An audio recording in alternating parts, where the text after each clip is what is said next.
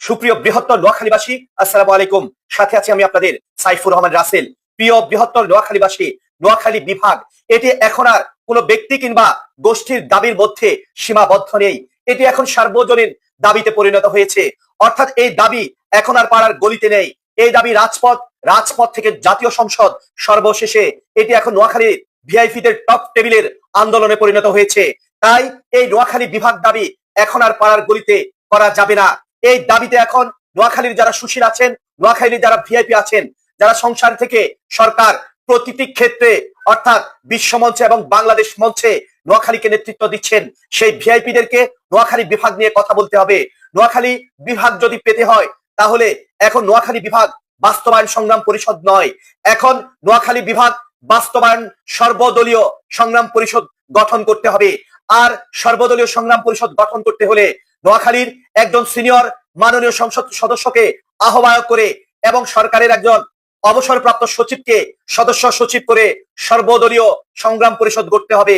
এবং ওই সর্বদলীয় সংগ্রাম পরিষদের মাধ্যমেই ভিআইপি টপ টেবিলে কথা বলার মাধ্যমেই মাননীয় প্রধানমন্ত্রী তারেক রহমানের কাছে আমাদের এই নোয়াখালী বিভাগের দাবিকে পৌঁছে দিতে হবে।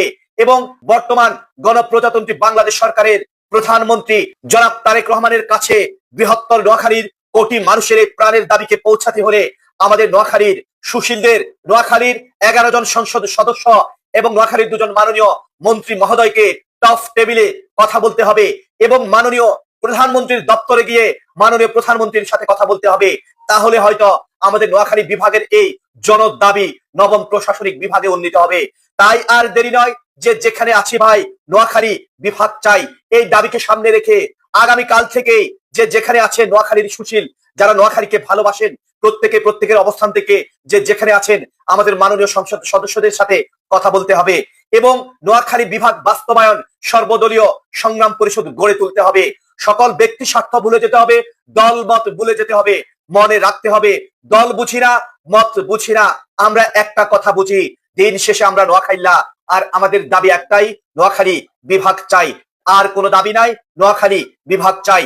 এই দাবিকে সামনে রেখে আগামী 48 থেকে 72 ঘন্টার মধ্যে আমি নোয়াখালীর যারা সুশীল আছেন তাদের কাছে অনুরোধ করছি, নোয়াখালীকে বাঁচাতে, নোয়াখালীর আগামী প্রজন্মের জন্য একটি সুস্থ, সুন্দর, নিরাপদ নোয়াখালী বিনির্মাণ করতে আপনারা এখনই আওয়াজ তুলুন। না হলে নোয়াখালীর আগামী প্রজন্ম আপনাদের ক্ষমা করবে না। আমরা যারা দীর্ঘ 2008 সাল থেকে নোয়াখালী বিভাগ নিয়ে আন্দোলন করে আসছি, আমাদের এখন আর কোনো কাজ নেই। আমরা নোয়াখালী বিভাগ দাবি পাড়ার গলি থেকে আজ রাজপথে এনে দিয়েছি। এখন টপ টেবিলে বসে কথা বলে প্রধানমন্ত্রীর কাছ থেকে নোয়াখালী বিভাগ, বিমানবন্দর, সিটি কর্পোরেশন, সমুদ্র বন্দর, ইকোনমিক জোন আদায় করে নেওয়ার দায়িত্ব আপনাদের, যারা আমাদের নোয়াখালীর সূর্য সন্তান। তাই আপনাদের কাছে আমাদের বিনীত দাবি, আর দেরি না করে নোয়াখালীর আগামী প্রজন্মের জন্য একটি সুস্থ, সুন্দর, সবুজ আগামী গড়ে তুলতে এখনই কথা বলুন। দেখা হবে রাজপথে, কথা হবে নোয়াখালী বিভাগ বাস্তবায়নে। আল্লাহ হাফেজ।